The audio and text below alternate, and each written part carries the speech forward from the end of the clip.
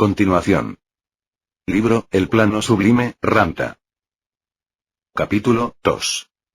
Una espléndida mañana. Brindis. Oh, mi amado Dios, este día muévete dentro de mí, como mi Espíritu Santo, para atraerme hacia tu reino, y mantenerme allí. Oh, mi amado Dios, deja que mi espíritu fluya de mi ser sin ninguna carga. Acepto este conocimiento con libertad. Deseo que me llegue su revelación. Oh, mi amado Dios, estoy agradecido por mi vida. Oh, mi amado Dios, estoy agradecido por mi cuerpo. Mi amado Dios, lléname de tu amor eternamente, y bendice mi vida. Que así sea. Por la vida. Ahora hagamos un pequeño repaso, para empezar en el marco de conciencia adecuado. Queremos evolucionar, para poder llegar a un nivel de conocimiento más profundo, así que, empecemos con el conocimiento que teníamos, y pongamos nuestra mente en un sendero recto hacia el entendimiento. La primera enseñanza que te di, fue que escogiste estar aquí, elegiste venir aquí, y aprender un entendimiento espiritual. Nadie te obligó a venir. Estás aquí porque esto es lo que quieres aprender. La elección propia, es el comienzo del poder propio, o de la redefinición del yo. Ahora, ¿cuál fue el segundo punto? La definición del yo. Todavía estamos algo confundidos acerca del yo, y es solamente un término. Las palabras que yo uso, son solo palabras. Lo importante es que recuerdes las 2 noches que pasamos juntos en tu tiempo, donde hablé sobre aprender a escuchar, y sobre por qué es importante, que te enseñe un maestro, porque, si escuchas atentamente, ¿qué sucede en tu cerebro? Hay hologramas, imágenes. Así es como hay que escuchar. Estas palabras estimulan el cerebro para que cree imágenes. Y, como has aprendido, ese yo verdadero es imaginación. Es el acto de crear imágenes. Ese es nuestro destino. Es lo que se supone que debemos hacer. Así que si hoy escuchas, o lees mis palabras, eso te ayudará quizás a replantear viejas definiciones, porque a medida que hablo, y si me sigues, tu cerebro producirá las imágenes que mis palabras, colocadas adecuadamente, causarán en tu mente. Si esto es así, entonces estás pensando en términos espirituales. La definición del yo. Tenemos que remontarnos al punto cero, a lo que te enseñé la primera vez que viniste a verme. Eres Dios. Luego, por supuesto, tenemos que redefinir a Dios y quitarle las cadenas de la limitación y del dogma. Y para explicar la metamorfosis de la involución y de la evolución, la realidad, usamos lo que se llama la física. El yo, es un estado puro y creativo de la conciencia, y su servidora la energía, combinadas inextricablemente. Eso es lo que realmente somos. El yo creador, no es otra cosa que el Dios fuente en sí mismo. Eso es lo que somos. Si entendemos que en realidad no somos los rostros que llevamos puestos, ni las prendas que usamos, ni los territorios que definimos, entonces empezamos a ver al yo, en su origen más puro. Cuando entendemos que el yo no es el cuerpo subjetivo en el que existimos, sino que es la mente inactiva de una y toda la realidad, si pudiéramos, con este cerebro que tiene la capacidad para contemplar el infinito, incluso en sus términos finitos, empezamos a ver entonces que nuestro yo, ha sido una culminación gradual de las propias experiencias que él creó. Ahora, presta atención a lo que dije. Que el espíritu, es la culminación gradual de las propias experiencias que ha creado durante eones de manifestación. Lo que esto esencialmente significa, es que el yo, es una mente amplia, una mente, realmente, compuesta de toda la conciencia y energía que creó. Y experimentar una creación sin terminarla sería fragmentar el yo. Recuerda que eso es lo que somos. Nosotros, como conciencia y energía, el Dios fuente en sí mismo, tenemos solo un destino verdadero: hacer conocido lo desconocido. Y mientras más lo hagamos, imaginar lo inimaginable, mayor será nuestra unidad, nuestra unicidad como Dios. Eso es lo que tenemos que hacer. Somos un océano que se filtra por las playas del vacío, debemos siempre expandir lo que somos. Eso es el yo. Si somos un enigma, una cualidad etérea y misteriosa llamada conciencia y energía, entonces es el alma la que captura y conserva para siempre la experiencia final, el movimiento final de esa experiencia. El alma y la conservación de la experiencia en su finalidad es lo que permite que la conciencia sea tan amplia. Sin la ayuda del alma para definir la mente, estaríamos solamente creando y desplazándonos por la creación. Y tan pronto como nos movemos por ella, regresamos a donde estábamos al principio, pues no tenemos un margen, no lo hemos creado, de realidad estática a partir del cual podamos construir otros conceptos. Tenemos aquí entonces, el alma de la experiencia memorable dentro del yo de conciencia y energía. Es la cualidad que permite que nuestra mente crezca y se expanda. Nos dan nuestros asuntos terminados, los que usamos como trampolín para crear el siguiente inimaginable. Ese es el yo, y es imponente y poderoso. Cuando sabemos eso, acerca de lo que somos, podemos ver claramente, que una vida dedicada, que sale del desierto, de la oscuridad y del pantano, una vida que nace aquí, y cuyo afán, destino y objetivo es averiguar lo que somos, es la más elevada que podamos vivir. Porque cuando empezamos a imaginarnos a nosotros mismos, no con los ojos de la humanidad, sino que comenzamos a definirnos en términos mucho más amplios, términos inimaginables, empezamos a localizar lo que somos. Ese es el descubrimiento de quiénes somos. Es hora de mirar lo que es verdadero y real en nosotros. Esa es la vida espiritual. Ahora, definir nuestro yo. Lo que aprendimos entonces, es que el yo, se encuentra en el cuerpo de una encarnación como la tuya. Ese yo, cuando estuvo en el plano sublime la última vez, y todas las veces que venía de encarnaciones anteriores, llegó al cielo. Y la agenda allí, ese magnífico día del juicio, esa hora del juicio, es para que veamos por nosotros mismos subjetiva y objetivamente, cómo colocamos la energía, y de qué manera afectamos finalmente el núcleo central de nuestro ser. El repaso de la vida anterior, como te gusta llamarlo en términos cósmicos floridos. Lo importante de esto, es que en esta hora del juicio, no hay nadie allí en el cielo que sea el juez. Estamos nosotros mismos. Y averiguamos entonces, que lo que cubre al yo, son los asuntos sin terminar. Hemos aprendido un término llamado cargas, estar cargado. Vemos entonces, nuestra vida anterior, y lo que vas a hacer en esta, vas a verlo todo.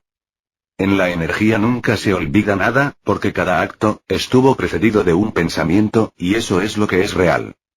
El pensamiento es real, porque es lo que es el yo. Es conciencia y energía. Así que, repasamos lo que es real. Y nada se desperdicia.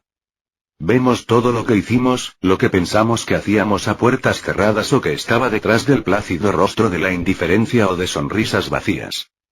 Y empezamos a verlo, no solo como el que lo hizo, y lo estaba pensando, desde este punto de vista, la conciencia y energía como el yo, es ambas cosas, y no solo vemos subjetivamente lo que estábamos pensando, sino que también lo sentimos subjetivamente como energía, y vemos a dónde estaba dirigida. Porque somos, como ya lo hemos aprendido, uno. Dios es una mente. Lo que hacemos, nos lo hacemos a nosotros mismos, sin importar quiénes sean los personajes. Los personajes somos nosotros mismos, porque así de grande es el yo. Aprendimos que lo que le hacemos a otro, nos lo hemos hecho a nosotros mismos. Cuando abusamos, cuando somos despiadados, indiferentes, cuando esclavizamos a otro o le ponemos una trampa, cuando somos decadentes, faltos de benevolencia, implacables, todo eso nos lo hacemos a nosotros mismos. Durante el repaso en la luz experimentamos lo que es sentir eso. Todo es energía y nosotros, por lo tanto, somos sus creadores. Entonces, la energía que nosotros expulsamos regresa a casa, a nosotros. Ese es el día del juicio. ¿Y por qué es un momento doloroso? Porque realmente nos toca ver cada faceta de nuestro ser y la dinámica de esa faceta. Nos convertimos en la persona lastimada que lastimamos, en el esclavo que esclavizamos. Somos la víctima de nuestro abuso. Y lo sentimos en cada rincón.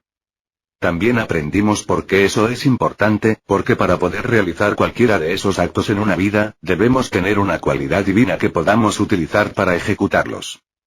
En otras palabras, no hay ningún acto que no esté precedido de un pensamiento, y el pensamiento procede de la fuente divina que está dentro de nosotros. De modo que nosotros somos ese acto.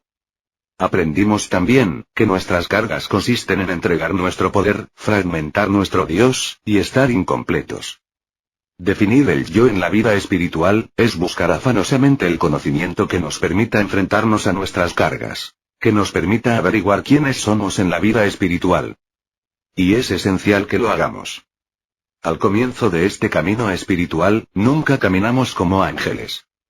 Humildemente, llegamos a la puerta con nuestras mulas muertas, nuestras obsesiones, nuestros fantasmas, nuestros sufrimientos, nuestras ansiedades. Y el demonio que llevamos con nosotros, es nuestro ego alterado. Aprendemos que la vida espiritual, significa recuperar el poder.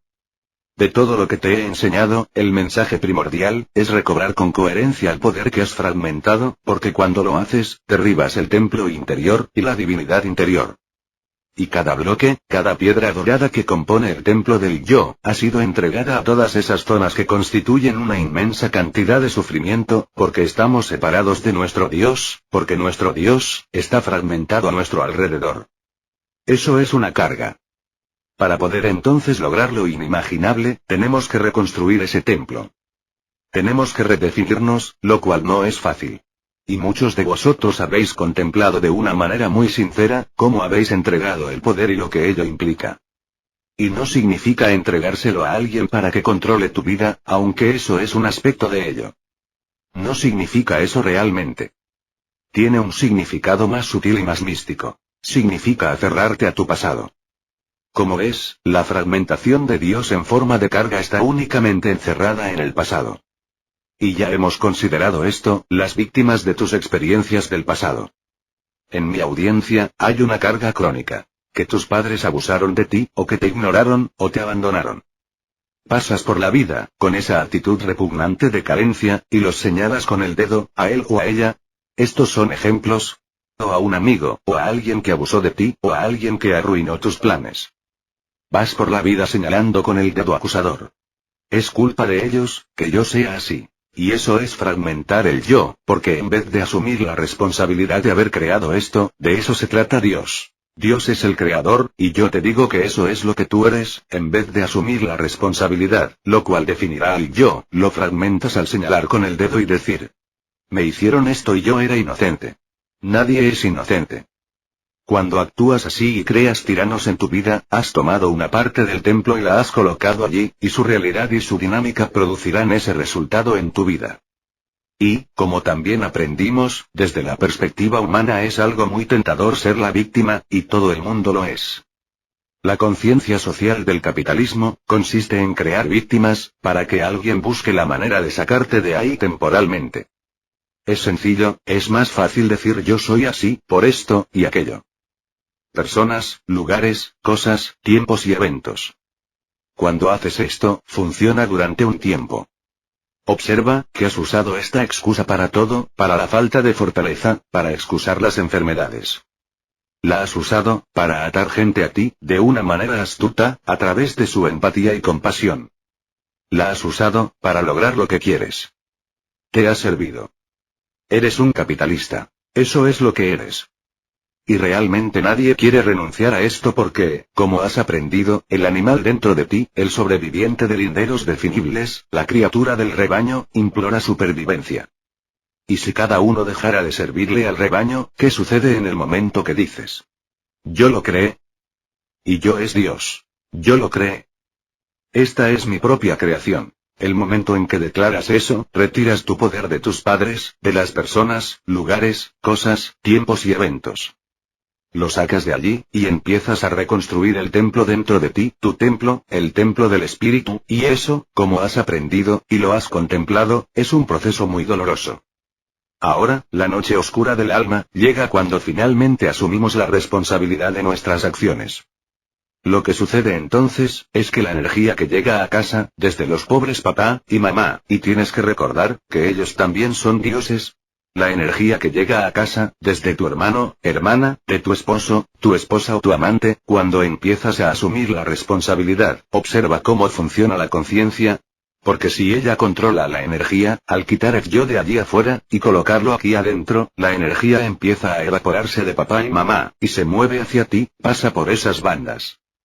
Regresa a casa. Entonces la noche oscura del alma, se presenta cuando la energía pasa velozmente a través del cuerpo emocional. En otras palabras, anteriormente había sido enviada a través del cuerpo emocional en forma de sentimiento, para crear. ¿Recuerdas que hemos aprendido eso? De modo que ahora, regresa a casa, y hace impacto en el mismo sentimiento. La energía se purifica, solamente al regresar al reino físico del cuerpo emocional. Dicho de un modo más sencillo, cuando recuperas tu poder, de alguien a quien habías convertido en tu tirano, esa energía comienza a regresar a ti en forma de tirano. La energía es una forma de pensamiento, es tiránica, llega al cuerpo emocional, y es como una especie de carga invertida. En vez de salir de aquí y ser afectada hormonalmente, procede de allí afuera, pasa por la banda de energía, y llega al cuerpo como una carga directa. Es una carga invertida en el cerebro. Lo que hace es activar el campo, y produce sufrimiento. De ahí provienen las lágrimas, y las lamentaciones. De ahí proviene la angustia. Y si alguien pregunta, ¿qué te pasa? No sé. Pues bien, esto es lo que pasa. Estás cosechando lo que has sembrado. Ahora, esto es un poco difícil de digerir, porque siempre te he enseñado que debes tener alegría, y lo continuaré haciendo, pero debemos liberarnos de nuestras cargas. Tenemos que terminar lo que empezamos. Tenemos que hacer regresar la energía al templo, y construirlo dentro de nosotros. Ese es el yo. Eso es redefinirlo, y es doloroso. Nadie quiere asumir la responsabilidad de algo que le ha servido tan bien durante tantos años. Nadie quiere admitir el hecho, de que son ellos los que han vivido en el pasado de una situación, y que las personas implicadas, hace tiempo que ya no están. A nadie le gusta reconocer que así fue como vivió su vida. Es difícil. Pero cuando la energía pasa por la noche oscura del alma, está en casa, y el yo comienza a definirse. Esto es juicio puro. Te diré algo que no te dije anoche, y que será evidente a lo largo de este taller, y es el hecho de que el sendero espiritual, es un sendero de purga y limpieza. No se trata de la limpieza del cuerpo, ni del colon. No es eso. No estoy hablando en esos términos. Tengo que ser muy claro. La ascensión. Ascender sin morir en una existencia, es una oportunidad maravillosa que se presenta mediante una vida espiritual, totalmente pura y apasionada. Considerémosla.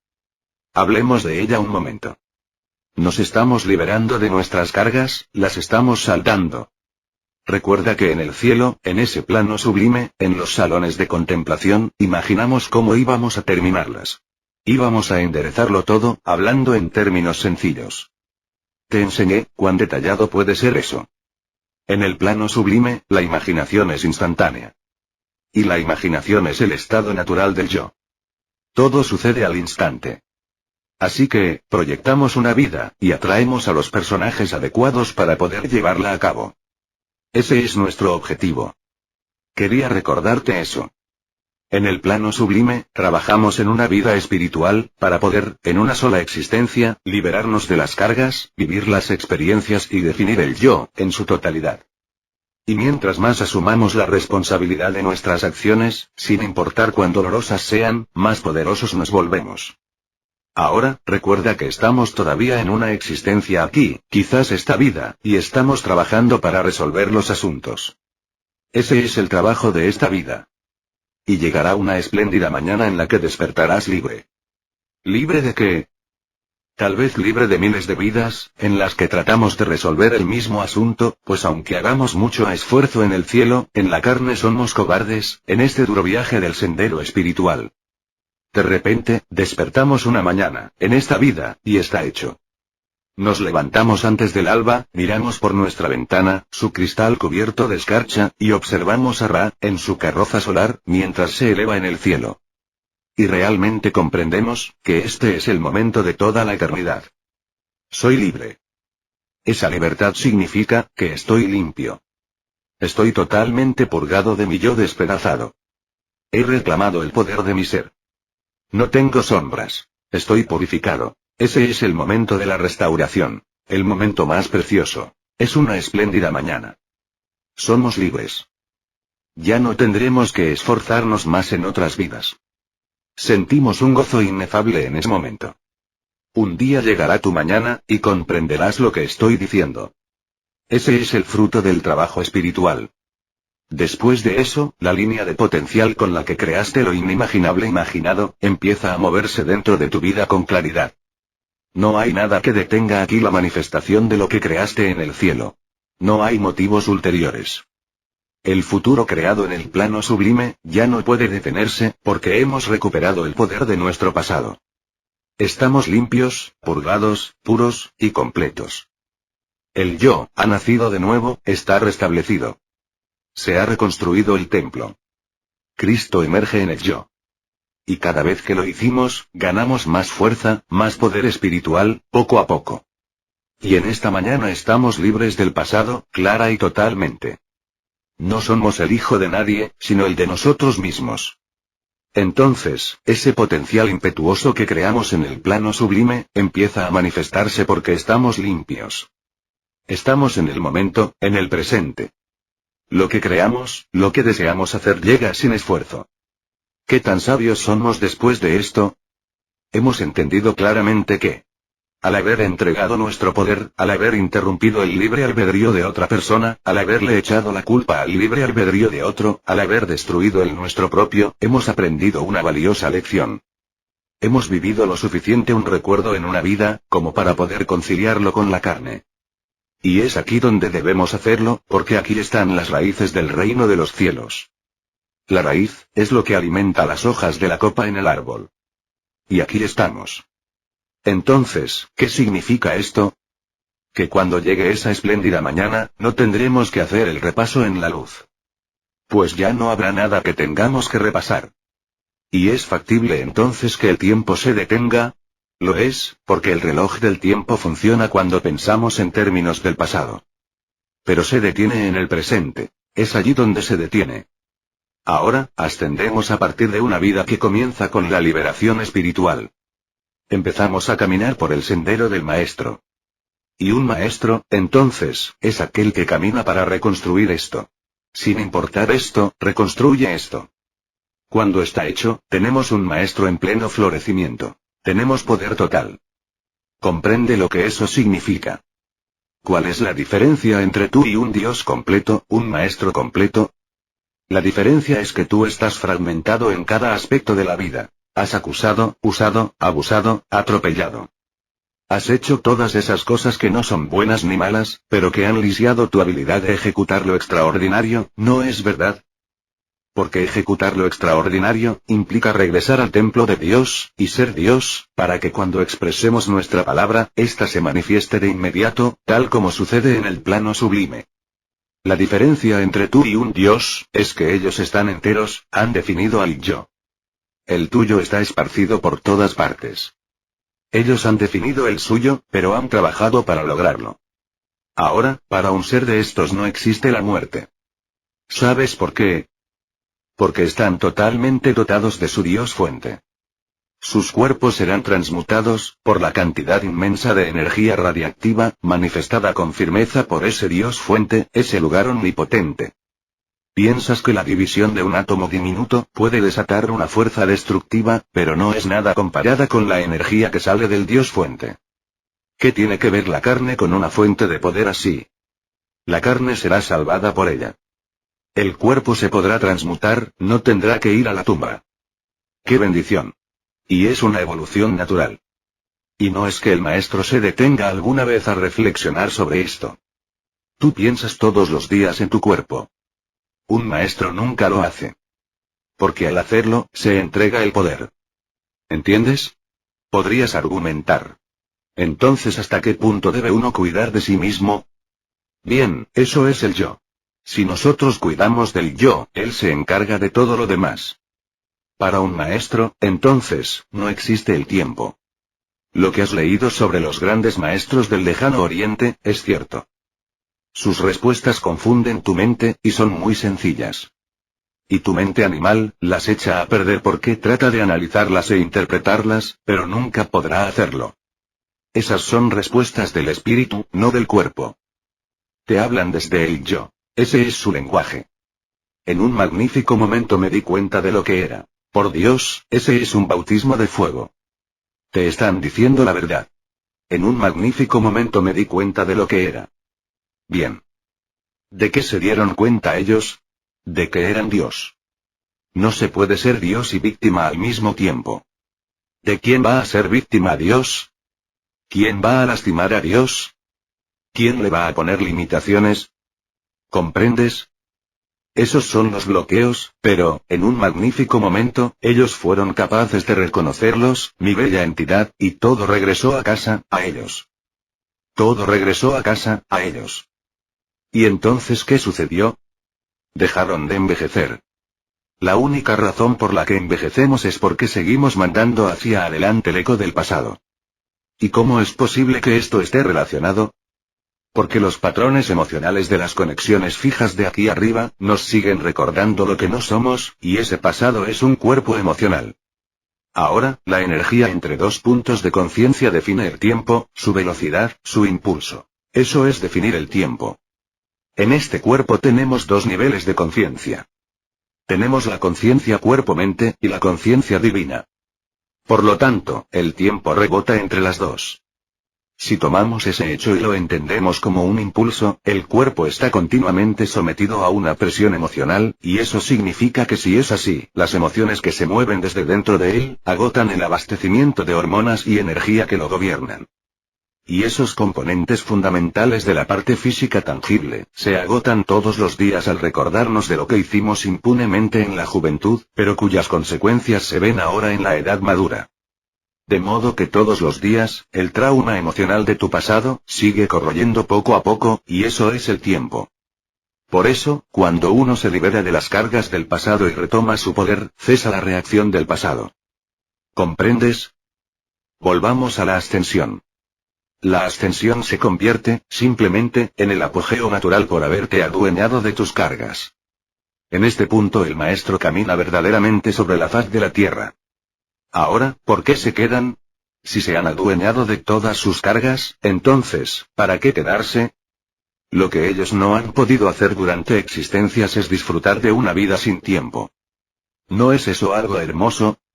Una vida infinita, sin limitación de tiempo. Y también, tener la libertad de ser en un cuerpo lo que fueron en el plano sublime, concebir lo inimaginable y hacer que suceda al instante. ¿No es ese el motivo por el cual nos quedamos, para ver qué podíamos hacer con eso? Por supuesto que sí. Ellos se calibran a sí mismos, y saben que cuando no manifiestan al instante, se enciende una lucecita, suena una alarma ahí arriba. Y si algo no sucede al instante, ¿qué les indica esta alarma? Que están fragmentados. Excelente. Es posible hacerlo todo en una existencia. Los maestros pueden disfrutar de una vida infinita, y en ese estado empieza a salir de ellos su gran obra. Y cuando se dan cuenta de que lo que han imaginado no se manifiesta al instante, entienden que dentro de su Dios fuente, hay una fractura leve y saben con certeza lo que es. Comprenden que en algún momento o lugar han entregado su poder. Tienen que arrancarla de raíz y la encuentran. Ese es un maestro. ¿Comprendes? Es fácil advertir entonces, que caminar como un maestro es una vida solitaria. Es soledad, pero se puede compartir con muchos maestros. ¿Por qué digo esto? Porque cada ser tiene que construir su realidad individualmente. Esa realidad puede ser compartida por muchos maestros, pero el maestro en sí, es un ser soberano e individual que no ha entregado ningún poder. Solo lo hace desde el punto de vista de prestar ayuda. Él disfruta de la compañía de otros maestros, porque hay equilibrio en su comunidad. Nunca escucharás a un maestro retractarse de su pasado. Nunca escucharás a un maestro hablar de otra entidad, o creerse menos que otros. Pero por esa misma razón, tienes la sensación inequívoca de que son sumamente humildes. Lo son. No tienen un ego alterado. Desvergonzadamente humildes, pero omnipotentes. Y no se inmiscuyen en los asuntos del hombre, ni en los de la mujer. Ellos entienden muy bien de qué se trata el sendero. No van a interferir en tu vida. Nadie hace eso porque, si eres Dios, tienes que pedir, solo entonces recibes intervención o ayuda. Entonces, ¿por qué los maestros se mantienen apartados de ti? ¿Qué puedes llevar a su mesa? Todavía no eres lo inimaginable imaginado, entonces, ¿qué llevas a su mesa que no sea una necesidad lastimera de que alguien lo haga por ti?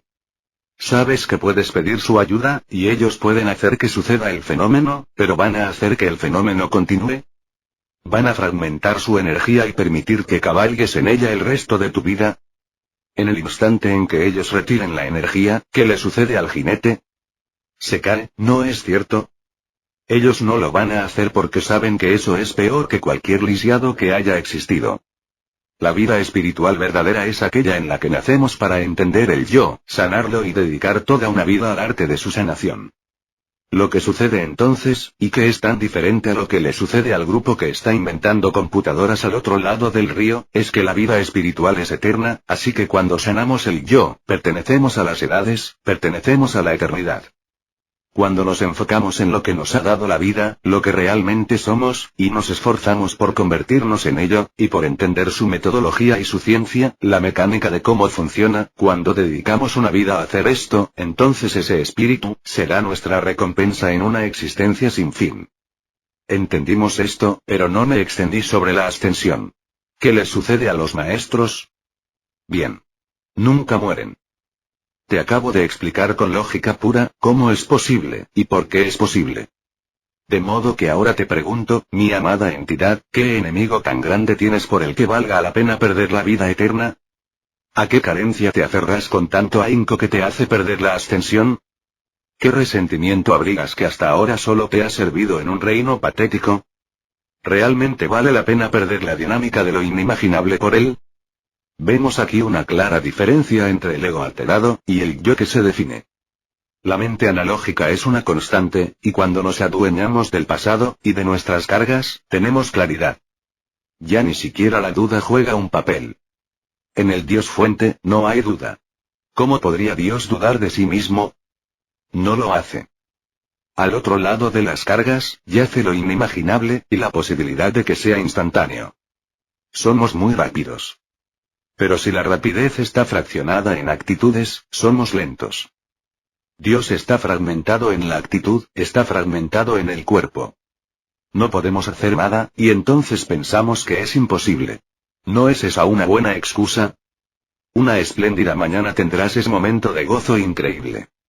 Y será constante porque ya no habrá nada que te arrastre, nada que te consuma. Habrás limpiado la casa. A veces se necesitan 10 millones de vidas para limpiar una actitud. O puede requerir de una sola vida enfocada en limpiarlas todas, y entonces nunca morir, y caminar con dioses porque llevarás a la mesa tu soberanía, tu dignidad y tu poder. Eso es lo que te da poder. Ahora, eso es importante, porque fue lo que hicimos en el plano sublime. Fue lo que aprendimos a hacer allí. En un momento no hubo nada que bloqueara el camino de nuestra imaginación. Todo obedece porque estamos más cerca en la tríada. En los planos tercero, cuarto, y quinto, estamos más cerca del Dios fuente. Nuestra vibración es instantánea. Pero todavía nos quedan, el sexto, y el séptimo. ¿Con qué rapidez se mueve todo allí? Así es como realmente somos. Somos aquella criatura que es propensa a la imaginación, porque ese es su orden natural. Y esa imaginación se colapsa, al instante en la forma tangible. Y aquí estamos las criaturas, los dioses en todo su esplendor, que continuamos fragmentando nuestro yo, con juegos tontos y vanos, que no hacen más que posponer el dominio sobre todo eso, lo que se suponía debía ser solo una experiencia de evolución, y la desperdiciamos. Cuando hayamos separado las cortinas a una buena distancia y las mantengamos a raya, saldrá nuestra mente instantánea. Eso es lo que realmente eres. Esa es la entidad que queremos ser todo el tiempo en la vida espiritual. Ahora, en esta escuela se aprende a definir el yo, pero nosotros nos ponemos la cosa dura. ¿No es esa una frase interesante? Se nos pone dura. Así se ve desde otra perspectiva, ¿verdad? ¿Cuál fue la tercera cosa que aprendiste? En la orientación aprendiste sobre ir a la luz, el día del juicio, y cómo en ese repaso en la luz te conviertes en todas las cosas, tanto en el sujeto como en el observador. También aprendimos que después de este repaso de nuestra vida, a pesar de ser tan perturbador, allí en el plano sublime estamos más cerca de nuestro elemento natural que lo que estamos aquí, en esta tierra extraña. Y allí tenemos un lugar al cual ir a contemplar. Aprendimos que hay diferentes salas de contemplación. Dicherías en el cuarto plano, sentados junto a un lago tranquilo que aparece al instante, sentados en algún lugar del vacío. Los llamamos los salones de contemplación, y esto es lo importante, en los cuales tenemos la capacidad de reflexión. Ahora nos hemos separado de nuestro ego alterado. Podemos conservar el aspecto de nuestro último cuerpo, si es que deseamos que nos ayude a recordar lo que debemos hacer, pero nos hemos separado de él. Ya no nos importa a quién dejamos en la tierra. Ni nos importa qué pasó con nuestros bienes personales después de la muerte. No nos importa en lo más mínimo. Por mucho que digan los abogados, no nos importa. Y realmente somos muy diferentes de lo que fuimos en esa existencia humana. Pero la tenemos presente porque ahora, teniendo en cuenta lo cosechado en esa vida, debemos ser capaces de contemplar, sabiendo que la contemplación es nuestro orden natural, porque en cuanto lo hacemos, se manifiesta. Y debemos reflexionar sobre cómo resolver los asuntos, que una vez más, en otra vida, no fuimos capaces de solucionar. En aquel lugar todos sabemos cuán cobarde es el cuerpo, el ser humano. Lo sabemos. Y sin embargo, ¿cómo es que nos internamos en esa orbe de experiencia, y cómo es que podemos plasmar lo que queremos, en un cerebro que obviamente no va a recordar? Mientras entendamos la unicidad, Dios es uno, entonces las cosas gratas de nuestra vida se pasarán genéticamente. Si engendramos hijos en esa vida pasada, entonces sucederá algo honroso, y es que habremos creado un linaje. Y la ventaja de eso, es que nuestras actitudes se hacen carne en la siguiente generación. ¿Y qué mejor lugar para aterrizar y resolver nuestras cargas, que el grupo genético al que concurrentemente tratamos de hacerle frente? En este lugar entonces, nos esforzamos por encontrar esa línea de potencial, y por crear nuestro futuro para poder solucionar nuestros asuntos. Porque, repito, no se trata de ser una buena, o mala persona. Se trata de lo que hacemos con las oportunidades, y a qué nivel de conciencia lo hacemos. ¿Las abordamos con el humano que es instintivamente cobarde, o con el espíritu que es todopoderoso? Se trata de crear y experimentar, para que el alma tenga otra piedra, otra herramienta con la cual construir una nueva realidad, basada en esa sabiduría. Por eso es esto tan importante. Sabemos todo esto, pero también sabemos que nuestros asuntos inconclusos, como hemos aprendido, no se pueden completar en el plano sublime. Allí podemos ver el fin de todo, porque podemos ver lo que somos en otros reinos. Se nos da la oportunidad de jugar allí. Se nos brinda la ocasión de ver lo que seríamos, si fuéramos esta vida, o esa vida, o aquella. ¿Comprendes? Solamente estamos limitados por lo que sabemos. Podemos hacerlo todo. Tomar nuestra siguiente encarnación, y recorrerla toda. Podemos visualizar la vida más ideal, pero en realidad no la vamos a vivir. No ganaremos la esencia de la sabiduría, a menos que regresemos al lugar de su origen, o sea, aquí abajo, al plano de la demostración, el plano espeso, viscoso y almibarado. Es aquí donde nos tenemos que definir, y donde tenemos que hacerlo conocido. Entonces, ¿cómo transferimos nuestra conciencia sublime y resplandeciente, la que imagina, y la que al instante es? ¿Cómo podemos transferirle esa magia al cuerpo? Bien. Sabemos que la única manera de hacerlo es trazar en el plano sublime, un rumbo de lo que queremos alcanzar aquí. ¿Cómo lo vamos a lograr? Vamos a impregnar las bandas que rodean al tejido del bebé en la matriz. El bebé se alimentará de esas bandas. Pero lo más importante, es que hemos cargado el programa en el alma, que es la que recuerda. Y el alma, es lo que le dará vida a la criatura en el útero. El alma va a crear el latido rítmico del corazón. Como ella, el alma, se llama el señor del cuerpo, también tiene jurisdicción sobre el papel que jugarán los genes en la formación del cuerpo. El alma va a hacer eso. Pero no hará que el cerebro recuerde lo que aún no tiene. ¿Comprendes? Solamente puede almacenarlo en el cerebelo bajo, el único lugar donde se le permite hacerlo. Cuando estamos en el cielo sabemos esto. Allí aprendimos que tenemos que tener en cuenta el factor cuerpo, pero ¿y los personajes? Aprendimos sobre las personas que van a representar los papeles. Algo importante que aprendimos, es que no todo aquel que hemos conocido en esta vida, lo hemos conocido en vidas pasadas. Pensar de esa forma, es pensar de un modo rigurosamente lineal. Eso no es estar iluminado. ¿Qué tal ser multidimensional?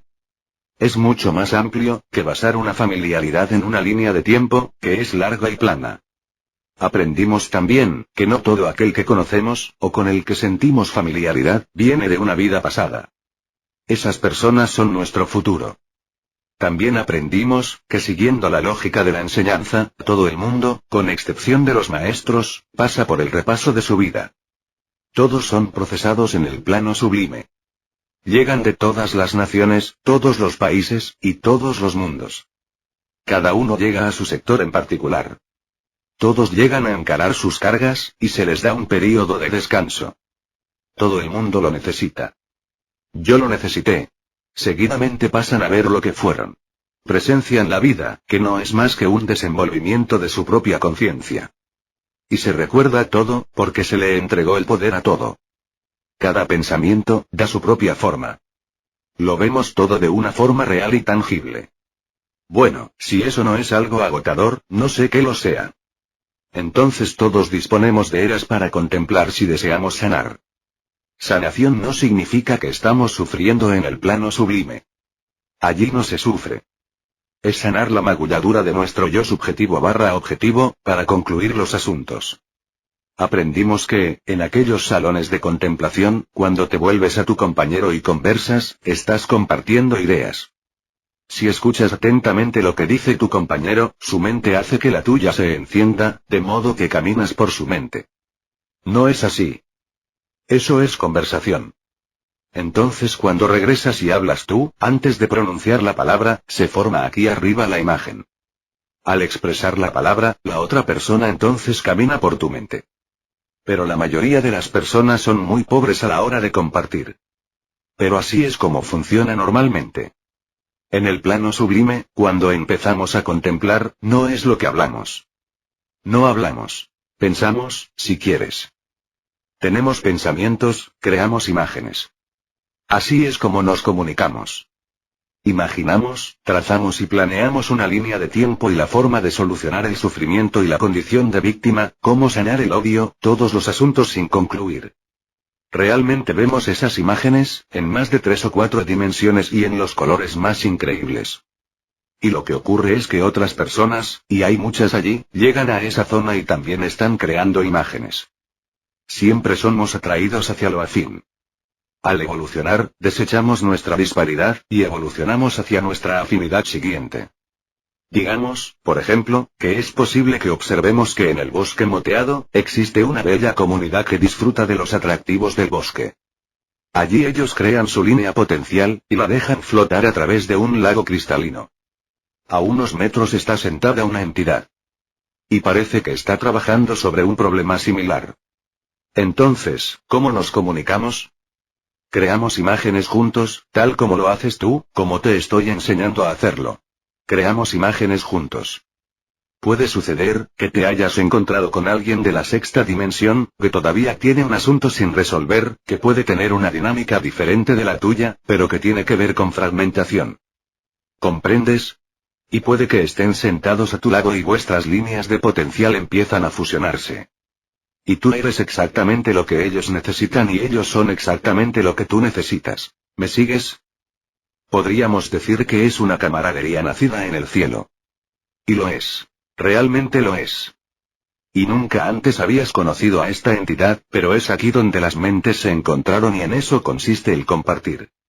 Entonces ambos llegáis a un acuerdo sobre el asunto y un encuentro futuro entre los dos será inevitable, porque para que se manifieste esa línea de potencial, es imperioso que aparezca dicha entidad. Ahora ya hemos aprendido eso. En grupos, podríais estar sentados en medio de un grupo muy conversador. Parece un circo.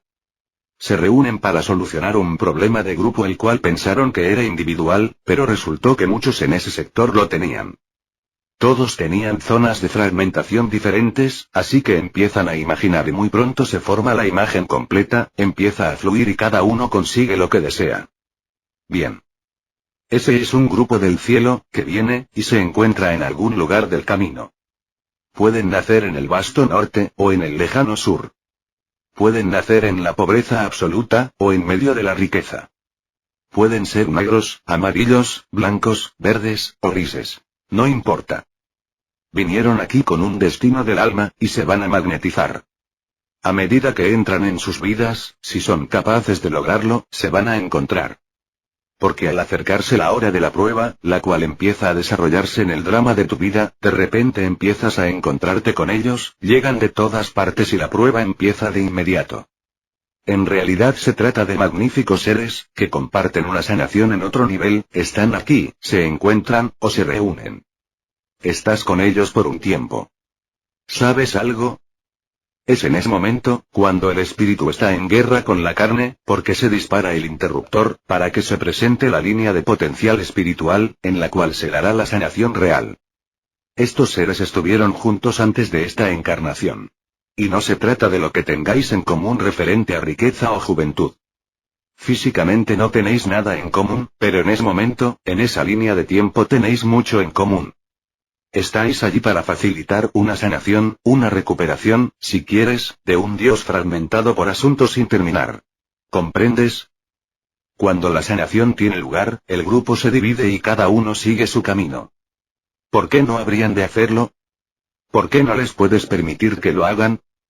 ¿Por qué no puedes comprender que las personas entran y salen de tu vida, y que cuando os encontrasteis, fue para que se cumpliese algo? Ese algo se llama crecimiento. ¿Por qué te apegas a ellos después de haber conseguido el crecimiento? Ellos ya cumplieron su propósito. Se acabó. Ese era el propósito. Te sirvieron. Les serviste. La naturaleza humana tiende a crear ataduras, a construir comarcas con sus respectivos linderos. Ese es el animal. Cuando los dejas ir todo está concluido y no originas un pasado. Si te apegas a ellos, mantienes la herida abierta. ¿Comprendes? Estamos aquí para encontrarnos, sanarnos y seguir adelante. También hablamos de personas que se conocen en el plano sublime y la dinámica de su afinidad es tan profunda que allí se genera amor, un amor profundo, duradero y fecundo. Ya te he enseñado sobre el amor. Es Dios puro. Amor es el acto de dar. Dios no es un tomador, es un dador.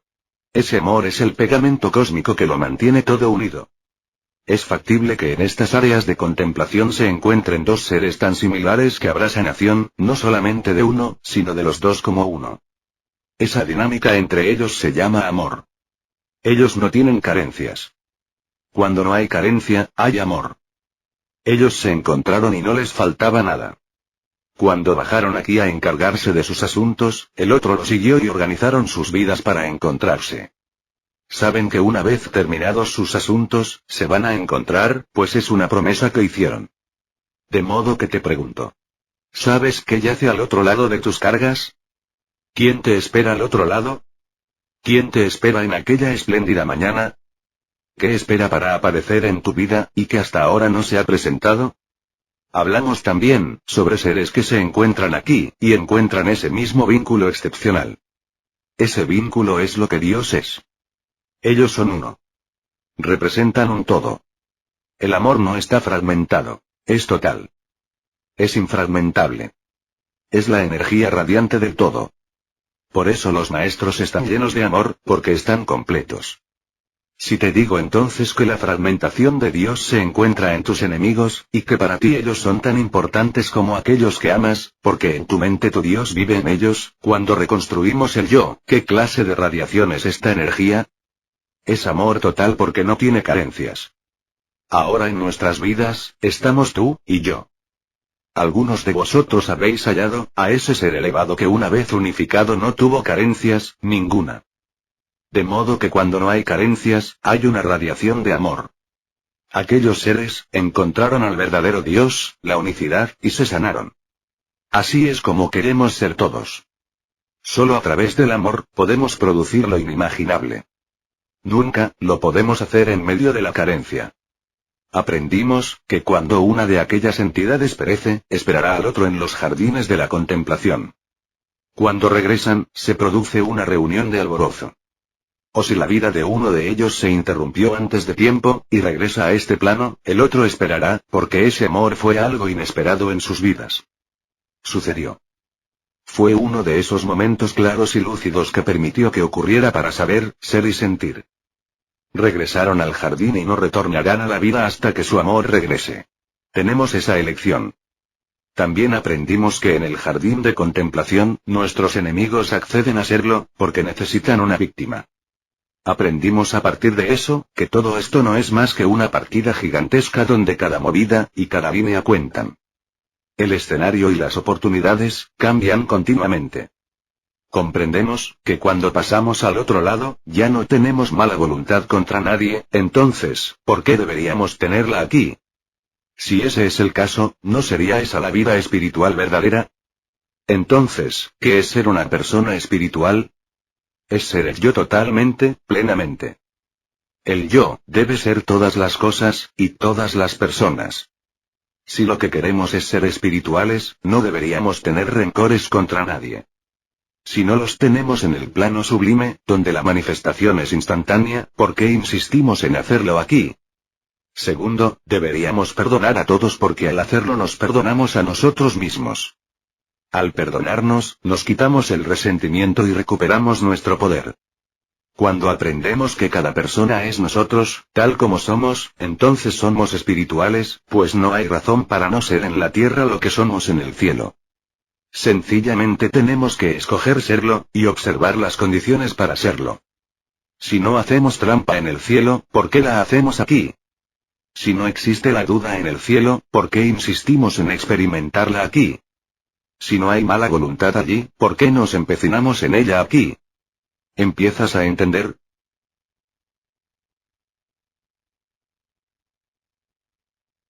Fin del capítulo 2.